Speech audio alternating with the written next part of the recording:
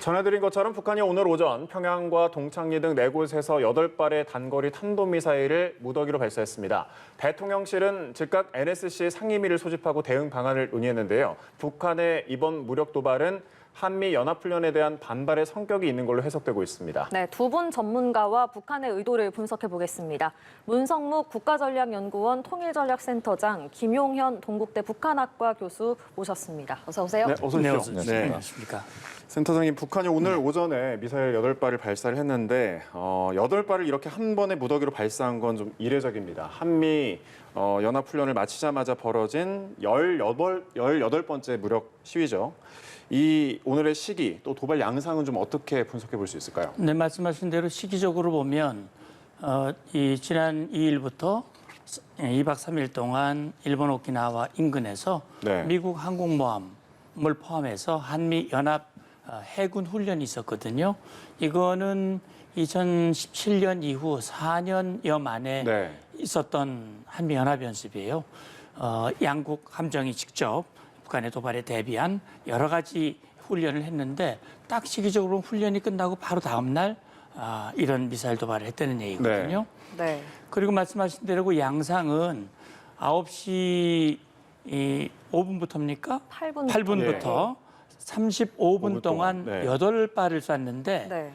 네 군데에서 쐈단 말이죠. 평안남도, 평양 인근, 평안남도, 북도, 또 함경도. 네. 네 군데에서 동시다발적으로 여러 장소에서 아주 짧은 시간 내에 8발을 동시에 쐈다고 하는 것은 북한의 단거리 미사일 능력, 다시 말하면 동시에 거의 비슷한 시간대에 여러 곳에서 여러 곳의 목표를 타격할 수 있는 능력을 가지고 있다. 특히 이번에 북한이 발사한 미사일들은 김정은 위원장이 얘기했듯이 전술 핵 탄두를 탑재할 수 있는 그런 미사일이다라고 네. 볼 수 있거든요. 네.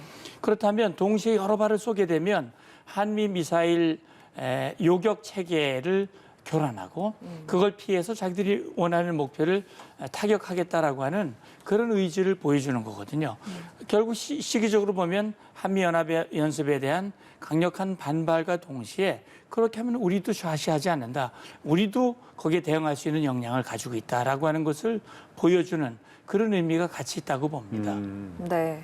그 센터장님 말씀하신 것처럼 여러 장소에서 짧은 네. 시간 안에 정말 8발, 여러 발을 쐈단 말입니다. 네네. 이게 한국형 미사일 방어, 그러니까 KAMD를 뚫기 위한 그런 전술을 개발하기 위해서 이렇게 쏜 거다. 이런 분석도 있더라고요. 이 부분은 어떻게 보십니까? 지금 이제 문성묵 박사님께서 좋은 말씀을 해주셨는데 네. 이번에 가장 특징적인 것은 북한의 주요 지역에서 4군데에서 동시에 쐈다는 겁니다. 물론 시간은 차이는 있습니다만 한 30분 안에 4군데에서 발사를 했다는 것이고 2발씩이나. 네. 그래서 그 미사일이 또 단거리 미사일입니다. 그러니까 대체로 남측을 겨냥한 것이거나 또는 일본을 겨냥한 것이다 이렇게 봐야 되는데 그 다양한 그 미사일을 4개 지역에서 쐈다는 것은 한국이 지금 KAMD 그래서 대체로 이제 저고도 미사일 방어 체계인데요. 10에서 한 30km 정도에서 날아오는 미사일을 요격하는 시스템입니다. 그런데 이제 북한의 단거리 미사일 발사는 남측의 그런 요격 능력에 대해서 북한이 그런 다양한 지역에 쏘게 될 경우에는 KAMD가 별 효과가 없다. 이것을 또 기술적인 차원에서 좀 북한이 그것을 남측에 압박하는, 자극하는 그런 차원에서의 기술적인 미사일 발사했다. 우선 그렇게 평가가 가능합니다. 그러니까 대남 메시지의 성격이 더 크다는 말씀이시죠? 현재로서는 이제 단거리 미사일은 대남 메시지 또는 대일 메시지 성격이 강하다고 봐야 됩니다. 그러니까 ICBM 대륙간 탄도 미사일은 거의 미국을 겨냥한 것이다 이렇게 봐야 되고 네. 지금 이제 단거리 미사일 같은 경우는 남측에 대해서 또는 일본에 대해서 그래서 북한이 실질적으로 미국보다는 이번 미사일 발사는 네. 남측 우리 한국을 겨냥한 측면이 매우 강하다. 우선 그렇게 정리가 됩니다. 네, 발사 재원을 좀 보면 앞서 이제 문 센터장님께서 잠깐 언급을 해주셨지만 이번에 KN-23, 24, 25는 북한판 이스칸데르, 그다음에 에이테킴스 등의 이름으로 핵탄두를 또 장착할 수 있는 그런 미사일이잖아요.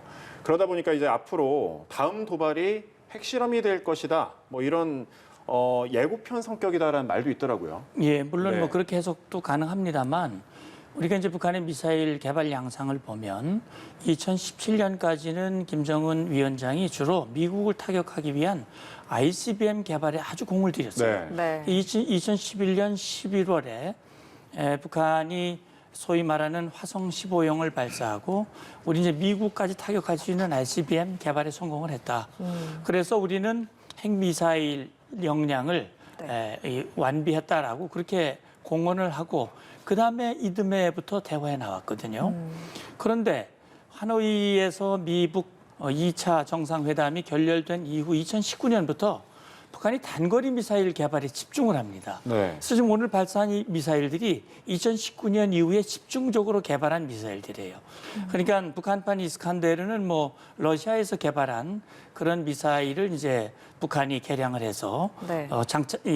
개발한 그런 미사일인데 사거리가 뭐 우리 단거리이기 때문에 한반도를 다 뛰어넘는 것이고 뭐 연료만 더 장착하면 일본도 타격 가능할 수 있는 그런 근데 특징적인 것은 우리 요격망을 회피해서 풀업 기동을 한다는 것이고요. 네. 그다음에 에이테킴스라고 하는 것은 통에 담아가지고 우리 다시 말하면 우리로 말하면은 이제 이 동시에 발사 가능한 거거든요. 네. 네. 탄두에 여러 가지 이제 이 자탄들이 있어가지고 동시에 여러 지역을 타격할 수 있는 그런 역량을 가지고 있는 미사일이에요. 사거리가 대략 한 300km 전후가 되고요. 어느 정도까지 영향권이에요? 예, 그러니까 한 300km면은 만약에 예를 들어서 평양에서 쏜다면 네. 우리 수도권을 포함해서 예를 들어서 뭐 오산, 평택, 미군 기지까지도 타격이 가능한 그런 미사일이라고 볼 수 있고요. 네. 그다음에 특히 북한이 공을 들인 미사일이 초대형 방사포예요. 네. 구경을 늘리고 사거리를 늘리고 정확도를 높인 그런 방사포를 계속 개발해 왔거든요.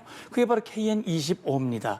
사거리가 전방 지역에서 발사하면 우리 군 지휘부가 있는 계룡대도 다 타격할 수 있거든요. 근데 그 미사일에 다 핵탄두를 탑재할 수 있는데 거기에 탑재할 수 있는 핵탄두가 전술 핵이거든요. 네.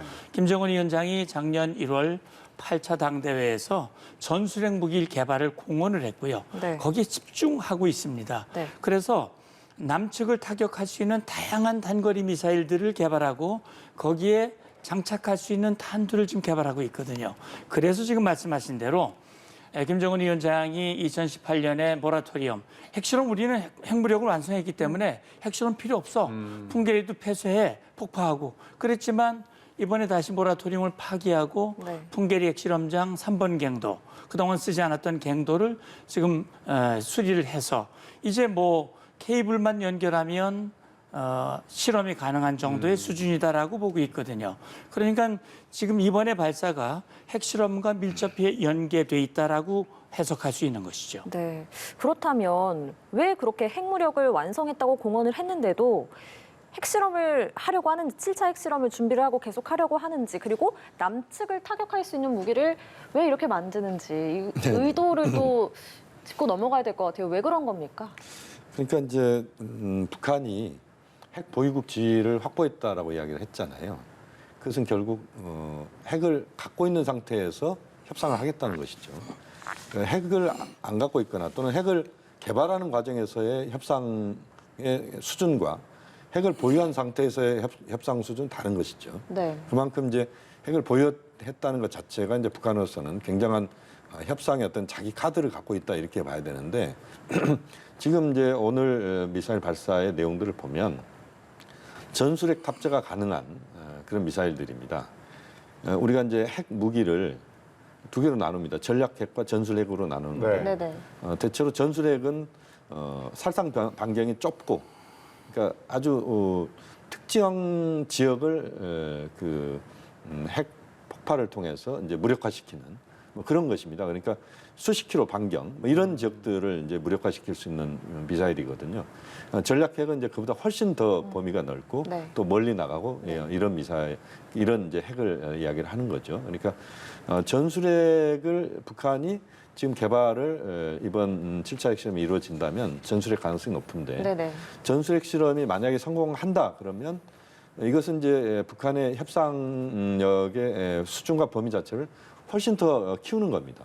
그동안 이제 전략핵 무기의 개발을 완수했다라고 하기 때문에 미국과의 협상을 여기에 이제 모든 역량을 미국과의 협상에 중점을 둔 것이라면 전술핵 개발은 남한을 겨냥한 측면이 있고 또 일본을 겨냥한 측면이 있기 때문에 그 과정에서 엄청난 이제 협상력의 수준 자체를 넓히는 것이죠. 그러니까 일본에 대해서도 압박할 수 있고 한국에 대해서도 강력한 압박 수단을 북한이 갖는다 이렇게 보면 됩니다. 그러니까 전략핵 ICBM급 미사일과 핵실험의 성공은 그것은 단연코 이제 미국을 겨냥한 것이다라고 봐야 되고 전술핵 개발과 단거리 미사일의 이런 실험을 통해서 단거리 미사일의 수준을 높이는 이 작업들은 결국 단거리 미사일과 전술핵의 결합을 통해서 한국과 일본을 강력하게 압박하고 또 앞으로의 협상 과정에서도 북한이 협상력을 최대한 극대화시킨다.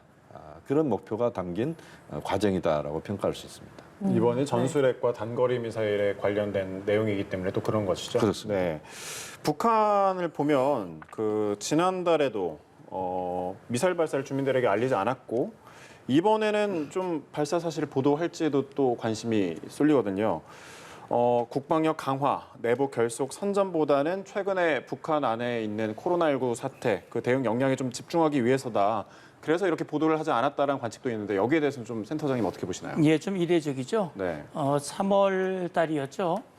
북한이 화성 17형 발사를 했다. 김정은 위원장이 정말 무슨 배우와 같이 나와가지고 선글라스를 네. 끼고 군인들을 대동하고 네. 광고처럼. 나서 네. 그렇게 했던 게 이제 엊그제였단 말이죠. 그리고 4월 25일은 또 대규모 야간 열병식을 통해서 신무기들을 대거 동원을 하고 그걸 통해서 김정은 위원장이 집권 10년 동안 본인이 집중적으로 개발했던 핵미사일 역량, 다시 말하면 미국이라든지 전 세계 어디를 향해서도 자기들은 이 역량을 과시할 수 있는 그런 무력을 개발했다. 그래서 어떻게 보면 말씀하신 대로 체제 선전, 김정은의 업적을 선전하기 위한 그런 일련의 목적이 있었다면 근데 최근에 북한의 일련의 도발은 또 의외로 보도를 안 하고 있단 말이죠.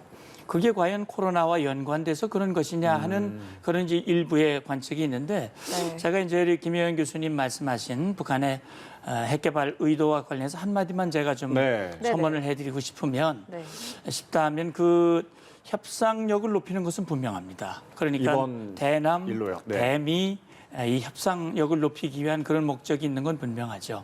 근데 저는 보다 근본적이고 보다 이 장기적인 그런 목표는 결국은 대남 군사력의 우위를 확보를 해서 군사력의 우위를 확보해서 궁극적으로는 북한이 분단 이후 변화하지 않고 있는 대남 전략 목표를 달성하기 위한 것이에요. 그래서 협상력을 높인다고 하는 것은 그걸 통해서 한미 동맹을 이완시키고 결국은 한국과 미국을 떼어내서 한국보다 우위의 군사력을 가지고 결국은 그들의 목표를 달성하기 위한 그런 목표를 포기하지 않고 있다라고 하는 부분을 유념을 해야 된다고 생각합니다. 지금 6월이 이제 6.25 전쟁 발발 72주년이 되는 해고 또 6월이 호국보훈의 달이기 때문에 제가 그런 말씀 좀 드리고 싶고요.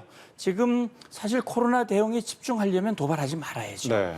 그런데 지금 도발을 하고 있거든요. 네. 그래서 이것은 결국 김정은 위원장은 코로나19의 대응은 대응대로 하면서 동시에 이 지금 군사력 강화 4월 25일 날 본인이 공언한 핵 미사일 역량을 강화하는 것은 무관하게 계속하겠다라고 하는 것을 동시에 보여주고 있다라는 그런 생각을 갖지 않을 수가 없습니다. 네. 네, 그 말씀하신 것처럼 코로나 상황을 북한 좀 짚어보면요. 지금 현재 하루에 신규 발열자가 7만 명대가 나오고 있습니다. 근데 이게 코로나19가 이제는 안정세라고 주장을 하고 있거든요. 네네. 그럼 이 안정세라고 주장을 하는 것과 또 이번 무력 도발 사이에서도 좀 연관성이 있다고 볼 수 있을까요? 예, 뭐 그렇게 볼 수도 있겠습니다. 지금 이제 북한이 코로나19가 굉장히 창궐을 했었죠. 네. 최근 들어서. 그런데 지금 좀 북한 나름대로 안정세다 이렇게 이야기를 하고 있고 그렇게 보면 북한이 이 외부와의 관계를 풀어가는 데 있어서 정책적 변화를 특별하게 갖지 않겠다 이런 생각을 가질 수도 있습니다. 그러니까 현재 봉쇄 상태를 그대로 유지하는 이런 쪽으로 갈 가능성도 있다고 보는데 그 과정에서 이제 오늘 그 핵실험이 다양한 지역에서 이루어졌습니다. 네. 그러니까 평양 바로 위에 순안, 그다음에 평안남도 개천, 그리고 평안북도 동창리, 네. 그다음에 함경도의 이제 함흥에서 함흥, 이루어졌죠. 이건 이제 뭘 의미하냐면 각 지역에 있는 주민들에게 나름대로 어떤 체제 결속, 또 그 과정에서 주민들의 자긍심, 고취 뭐 이런 것들을 의도한다라고 봐야 되겠습니다. 그러니까 코로나19로 북한이 제가 볼 때는 굉장히 지쳐 있을 거라고 봅니다. 네. 왜냐하면 중앙방역사령부까지 이제 만들어 가지고 뭐 모든 역량을 코로나19를 막는데 거기에 모든 역량을 다 투입했다라고 봐야 되거든요. 그 과정이 뭐 한 달 이상 아마 됐을 거라고 저는 보고 있는데, 그렇게 보면 지금 상황에서 어느 정도 코로나19가 좀 한풀 꺾인 상황이라면 주민들이 굉장히 그 피곤하고, 우리도 뭐 그렇지 않습니까? 네. 북한은 더욱 심하다. 왜냐하면 모든 그 동선 자체를, 사람과 물자의 동선 자체를 다 제한을 했거든요. 그러니까 다 막았다는 것입니다. 네. 그래서 그걸 통해서 북한은 이제 코로나19에 대응을 했던 것이기 때문에 굉장히 주민들 피로 현상은 저는 많이 심하게 됐을 것이다라고 보고 있고, 그렇게 보면 지금 시점 정도에서 이런 미사일 발사를 각 지역에서 쏘므로써 주민들에게 김정은 위원장 체제가 굳건하다. 또 그 과정에서 김정은 위원장 체제는 주민들의 그런 자긍심을 가질 만한 체제다. 이런 것들을 좀 보여주는 그런 내부 역량을 결집시키는 그런 차원의 그 행동이었다고 볼 수도 있습니다. 네, 코로나로 인한 내부 상황 예측까지 해주셨는데, 북한의 이번 도발에 대통령실은 긴급 NSC 상임위를 열고 북한을 강력 규탄했고요. 또 한미 북핵 수석 대표는 서울에서 긴급 회동을 했고, 또 일본과도 전화를 연결해서 3자 협의도 했습니다. 굉장히 지난 정부에 비해서 좀 한미일 대응이 좀 강경해졌다라고 볼 수 있을 텐데, 이런 부분은 좀 향후 북한과의 관계에서 어떤 영향을 미치게 될까요? 예, 당연히 아마 미칠 네. 거라고 생각을 합니다. 실제 보면 이제 정부가 바뀌면서 우리 정부의 대응이 달라졌다는 건 아마 우리 국민들도 느끼실 것이고, 아마 김정은 위원장이 가장 많이 느끼지 않을까 하는 생각이 드는데, 지난 5월 21일에 있었던 한미 정상회담에서 공동 성명이 나왔고, 네. 북한의 핵미사일 도발과 위협에 대해서 강력하게 과거와는 다른 대응을 하겠다고 이제 약속을 했단 말이에요. 확장 억제를 강화한다든지, 한미연합 연습을 더욱더 현실화한다든지, 네. 또 전략자산 전개를 이제 한다든지, 네네. 이런 것들은 북한이 굉장히 싫어하고 민감한 것인데, 네. 좀 주목되는 부분은 5월 21일 이후에 지금 벌써 한 보름 지났는데, 네. 북한이 공식적으로 거기에 대해서 비방하는 네. 성명을 발표한다든지 그런 건 아직 없었어요.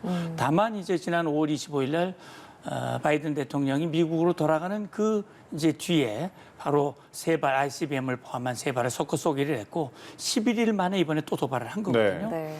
근데 지금 새 윤석열 정부에서는 북한의 도발에 대해서 유엔 안보리 결의의 위반이다라고 명확히 규정하고 도발, 규탄, 그리고 중단 요구를 했고요. 네. NSC 상임위가 열리는 순간 윤 대통령이 또 NSC 상임위에 참석을 했어요. 네. 보고를 받고 네. 지침을 주었습니다. 그래서 북한의 금년 도발 양상을 보면 18번, 9일 만에 한 번씩 9일 네. 간격으로 도발한 셈이다. 따라서 한미연합 억제력, 확장 억제를 강화해야 한다라는 얘기를 하면서 북한을 향해서도 메시지를 줬죠. 이런 도발을 통해서 얻을 것은 아무것도 없다라는 사실을 명확히 깨닫고 대화로 다시 나와라. 협력의 자리로 나와라라고 하는 메시지를 줬거든요. 네. 그럼에도 불구하고 북한이 지금 제가 방금 말씀드렸던 추가 미사일 발사 가능성, 또 추가 핵실험 가능성이 열려 있거든요. 그렇기 때문에 당분간 남북 관계의 경색 국면은 이어질 것이다. 그러나 윤 대통령이 얘기했듯이 북한이 이런 도발을 통해서 내부 결속에 조금 도움이 될는지는 모르지만 네. 경제는 더 어려워질 것이고, 특히 한미 이간은 안 되는 거거든요. 오히려 더 강화가 되는 반대 결과가 나올 수 있기 때문에, 그래서 김정은 위원장은 지금 코로나로 어려운데 이제 도발을 중단하고 정말 대화의 자리로 나오기를 저도 바라는 마음입니다. 네, 네, 김만현 센터장님께서 네. 말씀을 주셨는데, 교수님도 한 말씀 주시죠. 정부의 이런 강경한 태도, 북한은 좀 어떤 반응을 보일까요? 이제 북한의 반응은 네. 사실 우리가 강경한 태도가 실제 행동으로 갈 수 있는 것들이 그렇게 많지는 않습니다. 우리가 할 수 있는 행동이 한국 자체 역량으로 할 수 있는 행동은 뭐 사실상 거의 없다고 봐야 되고 한미 간의 협력을 통해서 할 수 있는 거죠. 네. 한미 간의 확장 억제력을 이제 강화하는 문제 네. 이런 것들이 이제 우리가 할 수 있는 조치일 수 있는데 예를 들어서 이제 미국의 핵 억제력을 제공하는 전략이 이제 확장 억제력인데 네네. 한미 간의 미사일 방어 훈련이랄지 또는 미국의 그 전략 무기들이 있습니다. 예를 들어서 B-52 전략 폭격기랄지 B-1B 전략 폭격기랄지 또 B-2 전략 폭격기랄지 이런 전략 자산들이 한반도에 전개한달지 또는 미국의 핵 잠수함이 한반도 수역으로 온달지 또는 미국의 칠함대가 될 것 같은데요. 미국의 항공모함 전단이 동해상에 전개된달지 이런 것들을 통해서 북한의 행동을 이제 억제하는 뭐 그런 효과는 만들어낼 수 있는 요소들은 있습니다. 다만 이제 미국 입장에서 우크라이나 사태의 모든 역량을 미국은 지금 집중하고 있지 않습니까? 이런 상황에서 한반도에 미국의 전략 무기의 배치 또는 전략 무기의 전개가 북한에 또 반발을 일으키고 그 과정에서 이제 상호 그 불안들이 에스컬레이트되는 네. 이런 상황들을 지금 미국이 만드는데 적극적으로 행동에 나설 것이냐는 부분은 아직은 조금 저는 유보적이라고 봅니다. 그러니까 미국으로서는 현재 북한의 행동에 대해서 말로써 또 유엔을 통한 여러 조치들은 아마 외교적 조치들은 적극적으로 할 거라고 봅니다만 그러나 실제 행동을 하는 부분들에 있어서는 미국은 좀 신중할 수밖에 없다. 그렇게 보면 한국과 미국이 현재로서는 북한에 취할 수 있는 북한의 이른바 도발에 대해서 대응할 수 있는 카드들이 현재로서는 외교적인 또는 말로서의 부분을 넘어서는 행동으로 살 수 있는 요소들은 당장은 그렇게 쉽지는 않다. 눈에 보이는 거는 당장은 그렇습니다. 좀 어렵다. 예. 네. 현재로서는 그런 것 같고요. 네. 다만 이제 한미 간의 충분한 협력을 많은 부분에서 해야 된다고 봅니다. 그러니까 북한의 추가적인 미사일 발사가 이루어지지 않도록 하는 차원에서의 적극적인 노력들이 기울어져야 된다. 다만 이제 좀 아쉬운 부분들은 중국과 러시아가 북한의 행동에 대해서 유엔 차원에서 그동안 대북 결의안들이 나올 때 중국, 러시아가 다 동의를 했었는데 네.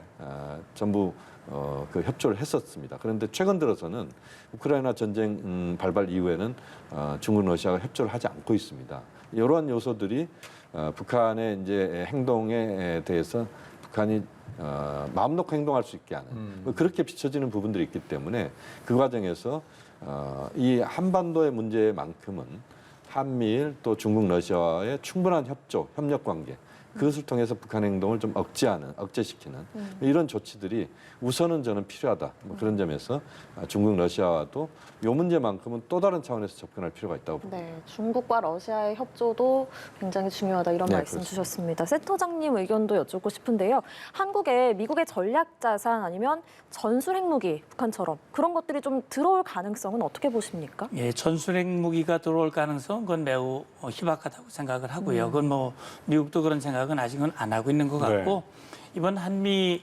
정상회담 공동 성명에 보면 명시가 돼 있죠. 확장 억제를 강화하기 위해서 협의체를 구성한다.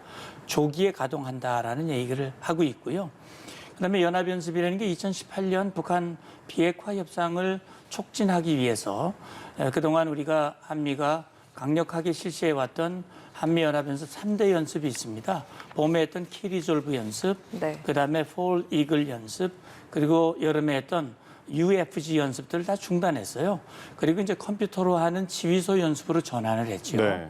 그러니까 사실 실병력이 기동하고 전략사선이 전개되는 연합연습을 4년 동안 하지 않았기 때문에 한미연합 억제력이 매우 약화됐다라는 우려들이 굉장히 많이 있었거든요. 네. 그건 이제 트럼프 정부의 동맹 정책하고도 좀 연관이 있는데 바이든 정부의 정책은 좀 다르거든요.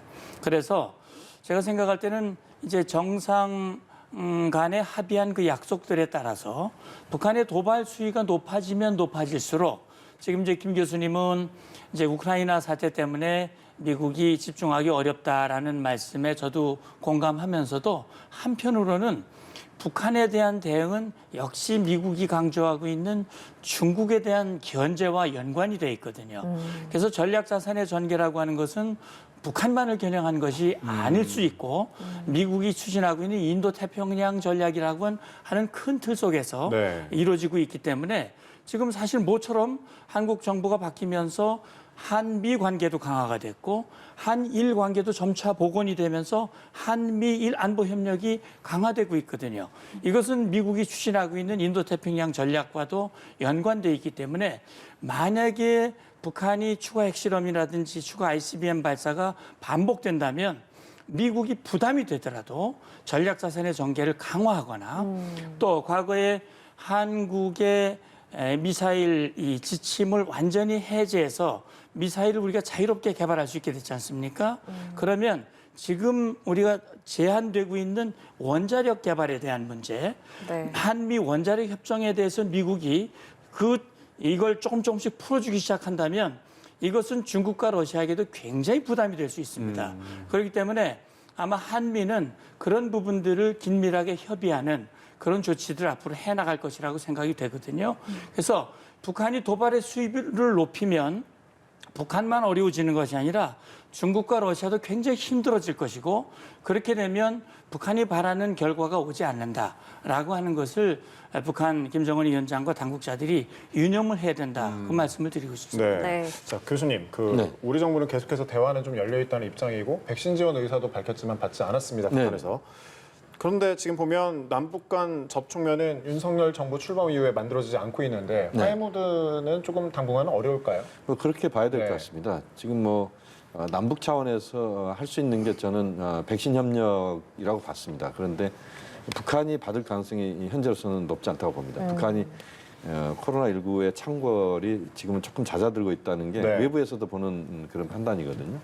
그렇게 보면 사실상 남관계 차원에서 좀 더 남북이 상호 현재 그 상태를 유지하는 쪽으로 당분간 갈 가능성이 있다. 윤석열 정부도 지금 대북 정책에 대해서 정확하게 좀 정리가 아직 덜 돼 있는 것 같습니다. 네. 또 바이든 정부는 한반도 문제에 집중하기보다는 뭐 역시 우크라이나 지금 전쟁에 모든 영향을 집중하고 있는 건 사실이다. 이렇게 보면 당장 한반도에서는 오바마 대통령 시절에 이제 전략적 인내라고 하는 게 있었는데 네. 그 상황에서 더 나빠지지 않은 정도의 한반도 상황 이런 정도를 미국은 생각하고 있을 것이고 또 북한도 지금 당장 뭔가 미국과 협상을 해서 얻을 만한 것이 없다라고 지금 판단하고 있을 겁니다. 네. 그러니까 미국으로서도 그렇고 북한도 역시 그렇고 남측도 그렇고 이렇게 보면 어정쩡한 현재 상태가 당분간 가능성이 높다. 네. 뭐 7, 8월 정도까지는 그럴 가능성이 현재 높다고 봅니다. 예, 당장의 화해 모드, 대화 모드는 어려울 것 같다 이런 전망까지 들어봤습니다. 오늘 문성묵 국가전략연구원 통일전략센터장 김용현 동국대 북한학과 교수와 함께 북한의 의도 분석해봤습니다. 고맙습니다. 고맙습니다. 감사합니다.